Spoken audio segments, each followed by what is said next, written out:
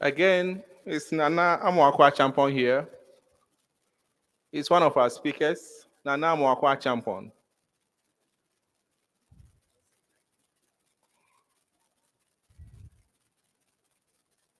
And the other person is Miss Mamelo Sejake. Is she here?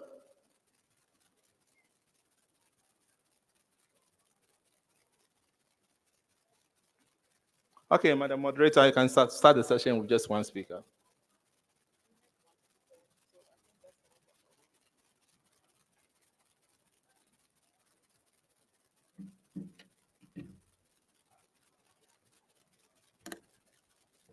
Good afternoon, everyone, and we do apologize for the delay.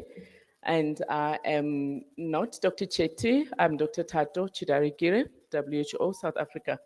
So we only have one speaker at this point, and I think what we'll do in the interest of time, as the other speakers are coming, we will start with him. Our session is youth, adolescents, and HIV. I think just in brief, we're very much aware of the challenges that young people are having, the disproportionate access to services, the fact that they still bear the brunt of the epidemic with almost 30% of the epidemic being contributed to by young people. We also know the challenges of them accessing services, using the services, and also trying to work around their vulnerabilities. I won't take too much of your time on this. Let me just introduce Dr. Julius Nguku. Dr. Julius has 20 years of experience in designing, managing, and monitoring and evaluation, as well as operational research for public health programs with a bias to HIV and AIDS, sexual reproductive health and rights, maternal and child health. Obviously, he holds a PhD in public health with PhD research titled A Sustenance of HIV Protective Behaviors Among Slum-Dwelling Adolescent Girls and Young Women. He's currently the Executive Director of Hope Worldwide in Kenya, and his professional experience includes programs, technical advisor, and program director. Julius has published 6 manuscripts in peer-reviewed journals and has made 8 presentations in the International Scientific Forum. Sitting in several TWGs, Dr. Nguku's recent interests include making a significant contribution in the attainment of Kenya's policy and goal by supporting the development of sound, country-level focused, evidence-based, and client-centered health systems. Over to you, Dr. Julius. Thank you.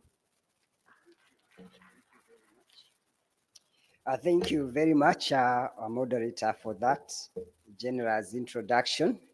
Yeah, my name is Dr. Julius Nguku.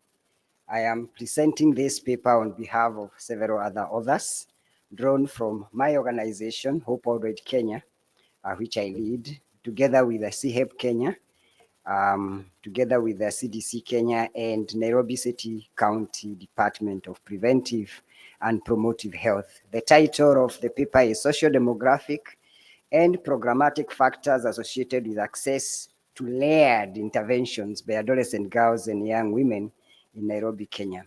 As our moderator has said, this has been a challenge, being able to get girls to access the interventions that they need to have their vulnerabilities met and to have them fully layered in order for them to graduate from the DREAMS programs and therefore create room for others to benefit as well.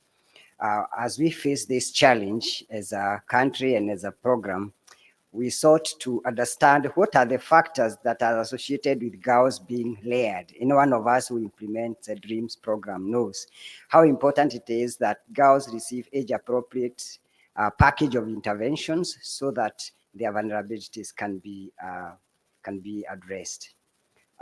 We know, the next slide please, we know that the adolescent girls and young women aged between 9 to 24 years are twice as likely to be infected with HIV and 3 times more likely to be newly infected compared to males. This is across sub-Saharan Africa. And it is the known fact that HIV and AIDS took on the face of an adolescent girl and young woman in Africa. More so those who dwell in slums, which is a place where I have tended to niche my work around. The DREAMS program For those who may need to know, DREAMS is an acronym for Determined, Resilient, Empowered, AIDS-Free, Mentored, and Safe. This program aims to reduce the rate of HIV infections. We want to keep our girls HIV negative as much as they are, to take care of those who are infected. The term layered is one that confuses a lot of people. They possibly imagine that you're talking about hens. No, layered is defined as age-appropriate provision of multiple interventions or services from the DREAMS core package to each DREAMS girl. So girls are grouped according to their age, and a certain number of interventions are provided for them according to what their ages are, so then that they are considered to be layered. We aim to layer girls by the time they are at least 1 year in the program. Hope Worldwide Kenya, my organization, is implementing a DREAMS program in Nairobi, the largest, as part of the Connect program, which is funded by CDC through CHEB Kenya.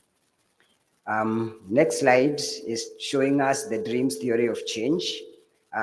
Just to say that when we do provide certain interventions to adolescent girls and young women, and to their families, and to the communities in which they live in, and to the partners of those girls, then they will be determined, they will be resilient, they will be empowered, they will be mentored, they will be safe, and they will be able to receive their social norms and stigma will be addressed. These are mediators of change. The outcomes will be they are having safer sexual behaviors, they will be socially protected, and especially being able to be kept in school, and also being able to be protected from being infected with HIV. And of course, the impact we intend to have in the DREAMS program is to have less incidence of HIV among this subpopulation. Next slide is showing the method, starting with our geographical coverage of this program. This is the inset is a map of Kenya showing where Nairobi is. Nairobi is one of the 47 counties in Kenya. That's the map of Nairobi with its different sub-counties, 15 of them. The DREAMS program that we are talking about is working in 14 out of those sub-counties and in 44 wards in those sub-counties. Next slide is just giving you a glimpse into what the primary package of services that are provided for Dream Girls looks like. And like I said, these are determined by the age ranges of the girls, age 10 to 14, then age 15 to 17, then age 18 to 24. Please note that as the girls age, then they need to receive more services, more interventions, in order for them to be considered to be fully layered. Being layered is the main aspect of our study. So I will have to keep talking about that. To be layered, the girl will need to receive a whole package of the primary package of interventions, and also receive at least one of the secondary package of services, which is this next slide. I hope you can see that. So we will consider a girl to be layered if they have received the entire package of the primary services and at least one service among the secondary package of services. Okay, so let's go to the next slide. It's talking about data collection and analysis. This was not an invasive study. We simply used routine program data, so it was not involving human subjects. We just looked at data that had been collected over the 6-month period of April to September 2022, and asked ourselves the question, what are the social demographic and programmatic factors associated with a girl being layered? The number of girls that we looked at who are served in 4 sites, we have 18 sites, but we chose 4 sites, 2 of the large volume sites and 2 of the lowest volume sites in Nairobi. 21,616 of them were looked at. That's the amount of data that we looked at. and we examined rearing status of all those HYWs served during that period. The study variables were, our dependent variable was the rearing status. How are these girls layered or not within this period? The dependent variables that we were interested in include their age, of course, disaggregated within the age ranges, the number of days, contact days at sub sessions. Sub is social asset building. Many of our dreams programs call those safe spaces. So how many days did a girl attend a safe space where social asset building is provided? And within a 6-month period, a girl should have attended ideally 24 sub sessions because she should be in a sub session once a week. But for various reasons, girls are not able to attend sub sessions weekly. But we wanted to know whether if a girl attends more sub sessions than another one, does that have any effect on being layered? Time since enrollment in months, how long has the girl been in the program? The site type, is it a high volume or a low volume? Schooling status, is this girl in school or out of school? And level of education. We always want to take this kind of social demographics to understand. The data analysis, I have already mentioned that data was abstracted in an Excel and exported to Analytic SPSS version 26 software. This is routine program data. And the results were presented as proportions, and we calculated odds ratios with the 95% confidence intervals. We also did Pearson's correlation coefficients to make determinations. We didn't need to go through very intense ethical issues apart from removing personal identifiers from the analytic data, though we do have a non-research determination approval from CDC. Results is the next slide. Please move there. Yes, so that shows the univariate analysis, just looking at the socio-demographic and programmatic factors of the girls that we are looking at. The total number is, like I said, is 21,616. I'll not go through all that, but just to mention that their average age was 16.8 years, with an interquartile range being 12.9 to 20.7 years.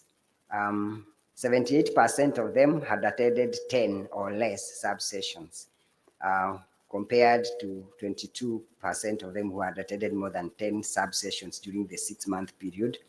And the median number of sub-contact days was 8, with an interquartile range of 4 to 10 sub-contact days. Next slide is a bivariate analysis, basically just looking at what factors are associated with being layered for the girls. And we did note that, as you can see, girls who had had more than 10 contact days at subs were almost 3 times as likely to be layered as those who had less than 10 contact days, 10 or less 10 contact days. Girls who are less than 20 years old were more likely to be layered compared to the girls who were older than 20 years, as you can see. And those who are served within a low volume site were also 3 times, almost 3 times as likely to be layered compared to those in a high volume site. Next slide. Continuing with the bivariate analysis, you notice that the longer a girl had been in the program, as you might well imagine, the more likely they are to be layered, just looking at that table. And then also a girl who had the secondary school education and above was more likely to be layered more than the one who only had primary education and below. And also those who are out of school were more likely to be layered than those who are in school. We opine that the reason for this is because when girls are in school, we are not able to reach them as well as those who are out of school. When they are in school, there are some prohibitions about being able to get into schools to do some certain activities. And the only time that our program would be able to get girls to give services would mostly when they have school holidays. And in this particular year, the holidays were quite short because it was just after COVID. Next slide, please. That one shows just graphically just how layering was increasing with time since enrollment in the program. I've already talked about that. This is Pearson's correlation coefficients showing associations between the pairs of variables, as it always does. Please note that the highest correlation is between number of contact days at social asset building sessions of 0.416 with a very significant p-value. Then the next one is time since enrollment, the level of schooling, but you notice a negative correlation between age in years and being layered. Okay, let's go to the next slide, showing the multivariate analysis. I started to think that there is something about the number of contact days at subs and wanted to tease this out. And this is exactly what we did. And we saw, irrespective of the age UIW, those who had more than 10 contact days at subs were more, very significantly so, more likely to be layered than those who had less number of contact days. Next slide. The same story when we looked at the time since enrollment. Those who had more contact days at social asset building were more likely to be layered than those who had less, irrespective of how long they had been in the program. Next slide. Same story with respect to the site type. It doesn't matter whether it was a low volume or a high volume site. The girls who had more contact days at social asset building were always more likely to be layered compared to the other girls. So let's go to the recommendations. Last slide, or maybe last but one.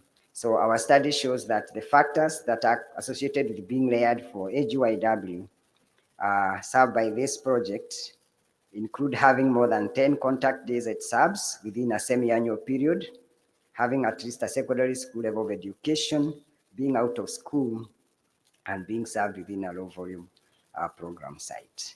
Our recommendation, we recommend that the program should, of necessity, enhance the number of sub-contact days. We can see how important that is for our girls to be led.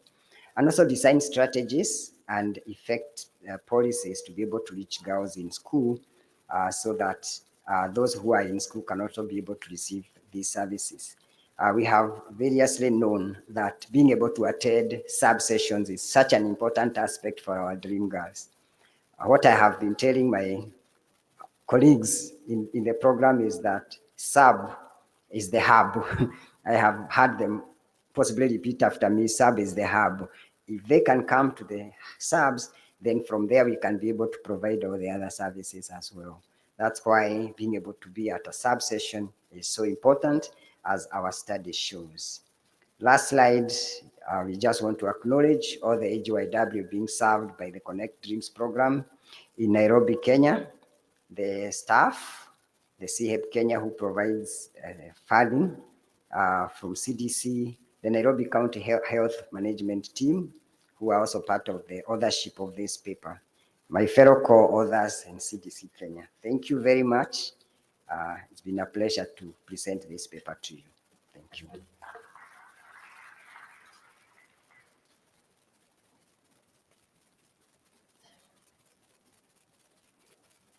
Thank you very much, Dr. Julius.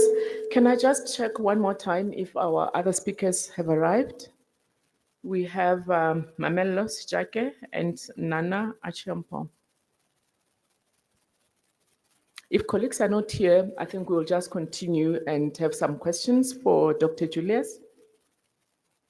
Can take a few questions. We still have a little bit of time. And while you're thinking, maybe I could actually start and kick off. Dr. Julius, thank you for your very insightful presentation. We, again, as we said, are very much aware of the challenges our young people are facing or are faced with when it comes to the HIV epidemic. So projects like DREAMS and others similar to DREAMS are very critical for the young girl to keep them safe and to give them information. And we also know that dreams has an aspect of the sexual partner of the young girl or adolescent girl and young woman. Was there an aspect of this? I didn't see anything in the results. Maybe it wasn't part of what you were trying to talk about, but just in general, was there part of this in the program in the country? Thank you.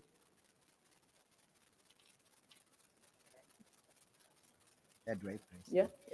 Thank you. Are you asking about the MSP, male sexual partners? Yes, we do that. We do provide male sexual partners um, program, and right now we are doing so much more meaningfully to reach out to the partners, sexual partners of the girls. How we have done that before, and I think this happens in all the other countries as well, is ask the girls who are your most likely sexual partners. In Kenya, they will possibly tell us these will be motorcycle riders. We call them border riders. Then you go to the very place where you can find the border riders and do a kind of a wholesale programming where you invite them for HIV test, and those who may need PMMC, you link them to voluntary medical male circumcision and things like that. But this year, we have started to become a little bit more particular and request that the girls can also come with their sexual partners to our sites, where we have clinics and nurses who are also able to provide biomedical services to the girl and her sexual partner as well. However, this was not in the ambit of this study because being able to provide HIV testing, for example, is just one part of the layered, the interventions that the girl should receive to be layered. Thank you. Right. Thank you very much, Doc. I think it's a bit comforting to know because we know that the young girls do not infect themselves. They don't put each other in this vulnerable situation. So it's always good to be comprehensive. Any other questions from the floor? Yes, thank you. Thank you, Dr. Julius, for your presentation. I'm Pisindini, Implementing Dreams in Zimbabwe. So can you kindly indicate some of the enabling factors that motivate retention and the attendance for sub-activities and that motivate layering as well? Thank you and over. Maybe we can take two if there's another one so that we can manage together. Second one, thank you. Hello, my name is Emily. I'm from Kenya, Emily Odhiambo. I had a question to Julius. One thing that affects the sub-attendance at the safe space, maybe in Kenya, is maybe lost to follow-up, the inconsistency in safe space as an attendance. Maybe a girl is married somewhere, maybe they study out of school. How did you tackle that? And how did it affect your layering? You can take that. Then we'll take another two if there's still any. Hello? Oh, just a minute. Let him take the two and then you can come. Sorry. Doctor? Okay, great. Thank you. Very good questions. Thank you for the question from the lady from Zimbabwe.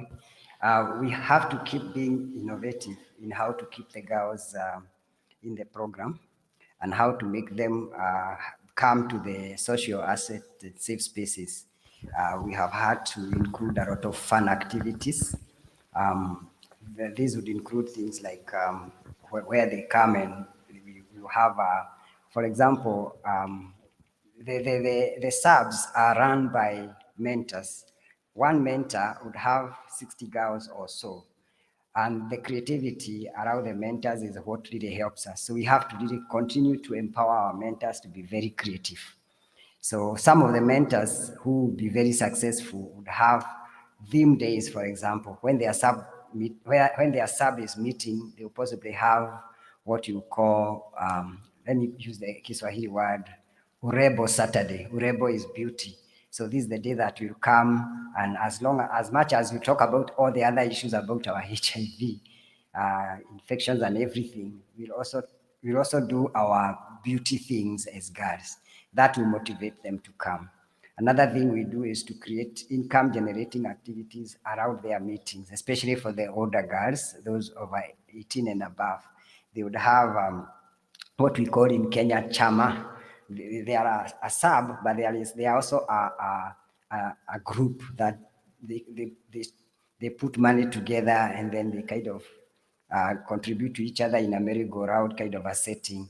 And everyone would come, because if they do not show up, then they may have a problem getting their own share another time. So that kind of motivates them to keep coming for that. There will be other things that would also help them, like they make beads. Some of them will make soap, and they would also sell. So some of the things that I would also buy from them, my soap, I would buy from subgroups where they have produced soap, and I'll buy and go and use it in my house. And I ask many of my colleagues to do so. And these are just some of the things that we'll do to keep them there. We have WhatsApp groups. We have encouraged all the mentors to create WhatsApp groups for the girls, because the penetration in the phone is a bit high in Kenya. And then they're able to have communication pass through that way very, very quickly. To the question from Emily, thank you, Emily, for your question. This is a very big challenge to all of us. And I think if, Emily, you implement dreams in an urban setting, much more so. Lost to follow up for girls who reside in the urban centers, like in Kenya. A girl can be in one ward today in Kibera, but and they just need to cross the street and be in another ward the following day. They get married, sometimes they travel up country and never to be found again. So it's a big problem. What we do then is make sure that we strengthen the mentorship. The ability to keep the girls in the subs or in the program is directly proportional to the strength of the mentors, because the mentors would know where the girls are. They are supposed to have contact with them almost on a daily basis. So we encourage our mentors then to know where the girls are. They know where they come from. They can visit them at home. The places where they meet, where the safe spaces are within the locales of the girls. So they do not go so far away to have their meeting. They meet within the relative area where they stay, so that now the mentor would know exactly where each girl is. That said, it's still not as easy as it could be in the rural areas where everybody knows everyone. Thank you. Okay. I think we can come with the other question. Thanks, Doctor. Yeah. Good afternoon, all. I'm Harry Ben Alpha from Sierra Leone, West Africa. Thank you very much for the presentation, and I do appreciate all your interventions. Well, my own take is, one, I want us all being present here, let's really pay attention to the support that we provide for our adolescents. It is very, very critical if we want to end AIDS. It's a challenging aspect. If you look at the social interaction, the way children are, the social media, resources that they require to access the social media, these are all challenges, and we really need to look into it. Then two, I want to know, since your interventions, you are reaching out to adolescents, how are you reaching out to those adolescents that are really living within rich environments? Their father can provide every resources, but they can become very risky once they start to step out at that age, trying to mingle up with social contact and with other friends in the school settings and in very private settings that their families can expose them. I don't know how you are reaching out to them. They are a little bit risky if we are not reaching out to them. They can influence their lower class colleagues, and equally they can admire the way their lower level colleagues are doing their own social life. So how do you get in terms of support or reaching out to them? Yeah, thank you. Hello. Good afternoon. Good afternoon. Yeah, my name is Dr. Gosa from Zambia. Doc, good presentation. We appreciate. A quick question. Access by adolescents to health services when schools are closed. What measures have you put in place as a country so that we can learn? Because where I come from is quite challenging. When schools are closed, or every adolescent is kept by the parents. You are not allowed to have, they will be selective in certain services. So how are you doing it as a country? Thank you so much. I think you can take the two, Doc. Yes, just that the question from Dr. Kosa from Zambia, I think is a little, but I'll go to it. Thank you. I can't remember the name of my friend from West Africa who just asked about support for girls who come from rich neighborhoods. First, the philosophy of dreams really is to reach to the most vulnerable girls. So the geography of where I am supposed to work and reach dream girls will not necessarily be the rich areas. Those of us who come from Nairobi, it will not be the Lavingtons or the Rudas. These are the rich areas of the city. It will be the Madhares, it will be the Kiberas, it will be the Mukurus, and all my 18 sites are in those places because those girls, based on other determinants of health, would also be the most vulnerable, generally speaking. But it is true that among girls from rich neighborhoods, they can also get to be very vulnerable. And how we would reach to those, there's only one way we could reach to those is because we also do provide services for non-dream girls, some particular interventions that we do provide also reach non-dream girls. So that when we do say my health, my choice, healthy choices for brighter future, or some of those interventions will also target all girls. Like when we are able to access the schools, and which is the next answer that I'm going to provide to Dr. Kosa, then we are able to have non-dream girls in a session, which is perhaps one of the ways that we can reach those. What we have done in Nairobi is to very deliberately partner with the Ministry of Education. We've signed an MOU with them to get access to girls into schools. Because we do provide education subsidy, and especially for girls who, for schools where our girls receive education subsidy, then we could access the girls, and while there, then be able to run some social asset building sessions in school. So some of our safe spaces then become the schools where the girls are. And this is only possible because the schools appreciate that through this program, a lot of the girls are also receiving school fees and other subsidies. So that's how we have done this, especially in this last year, and it's been very successful. We have quite a number of social asset building sessions happening in schools, and many schools, at least 20 of the schools in Nairobi, are now allowing us to have social asset building sessions in schools.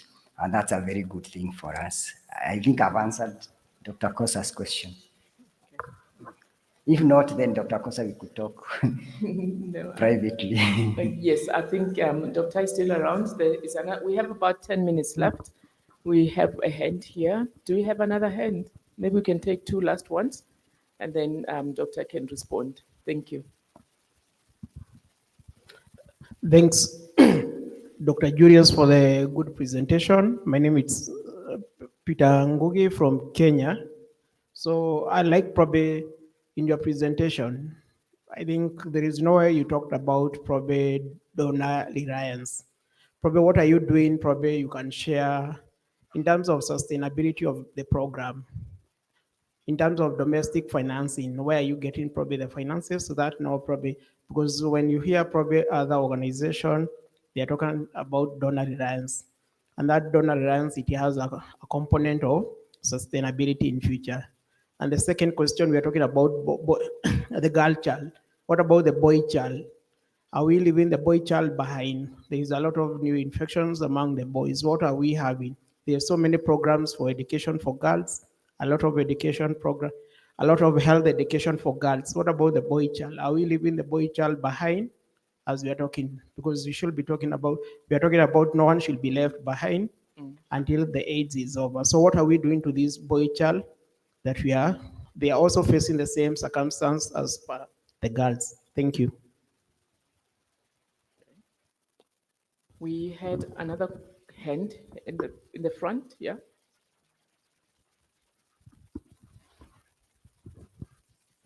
Afternoon, everyone. My name is Elizabeth Fachi from South Africa. So my question to the doctor is, what is the inclusion of the queer people within the programs, the DREAMS program, and also the inclusion of people living with disabilities? As we know that in most countries, southern countries, they face stigma and discrimination when it comes to getting services from our health providers. Thank you. Thank you very much for the presentation. I also want to find out among the IGYW you are working with, whether they also screen for their mental health status. If so, what are the common mental health challenges which the IGYW are facing? Thank you.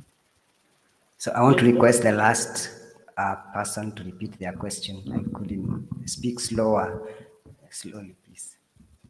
Last question, please. Thank you very much. My question is, when you are working with the AGYWs, do you also screen for mental health challenges? If so, what are the common mental health disorders which the adolescent girls and young people are suffering from? Okay, over to you, Doc. Let's try and manage the time. Okay, thanks. There are 4 questions. Thank you very much. Peter Gugi from Kenya. Donor reliance is a huge issue. And the question is about sustainability. I will speak to it in just from a definition of what is a sustainable program. One of the ways that we discuss sustainability is content level. The girl has information that she didn't have. For example, within our DREAMS program, out of all the girls that we have served in the last 2 years, 74 of them are employed within my organization. They now have ability to get a job and keep a job. I think that's possibly a good way of looking at it. Second thing is, one of the things we provide in the DREAMS program is economic strengthening. And I work with 132,000 adolescent girls and young women in Nairobi. And out of those, I'll provide about 38,000 of them with economic strengthening interventions. And I'll take data about how many of them eventually get into either employed or self-employed kind of establishments.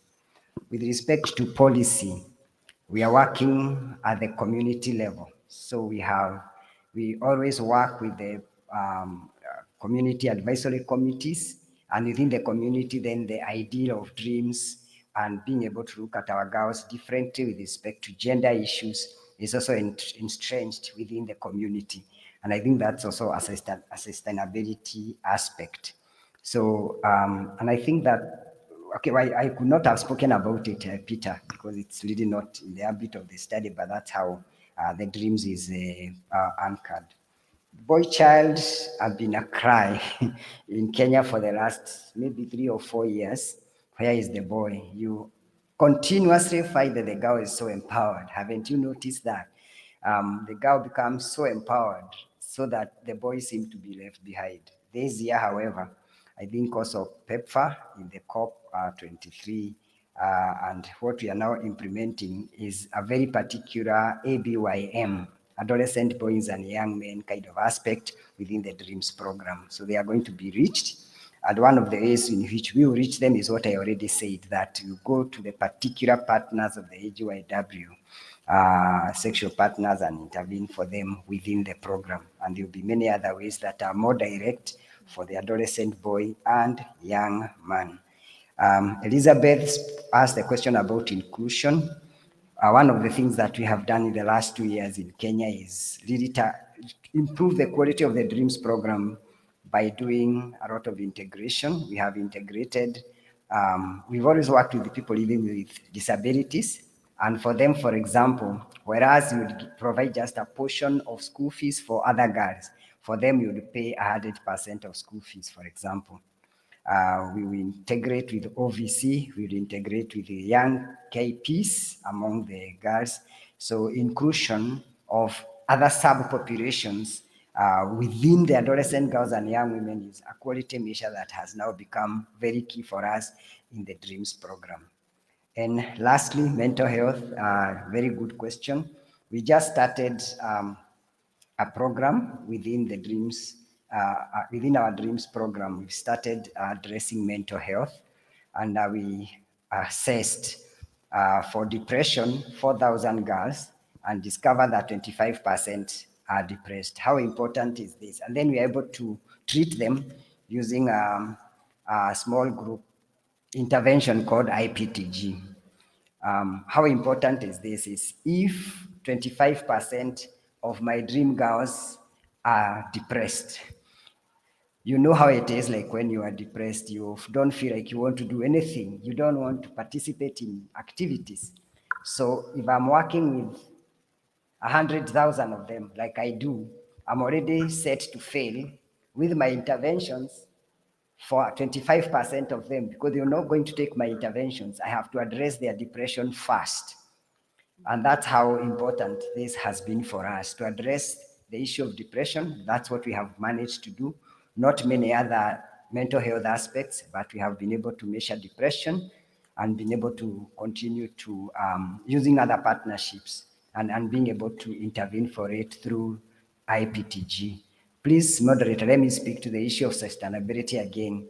Our particular DREAMS program is working with 18 corporate partners, including General Motors, Horizon. I will not mention them, you possibly want to know who they are. But what they do is they provide a lot of in-kind support, including apprenticeship for our girls. Once they go through our programs, then they can be taken up by those partners and be interned there and apprenticed there. So that's another way that we have worked with others to ensure that the program is also sustained. Thank you very much. Right. Thank you very much. I think we've come to the end of the session. It's just about 12:49, and we need to move for the next session that's coming. But thank you, Dr. Julius, and thanks for the active participation. Even though we had our one speaker, I think we all got, how critical it is to work with our young people to ensure that they remain resilient, but also the aspect of the male sexual partner to ensure that the resilience is complete. Thank you so much and have a lovely day.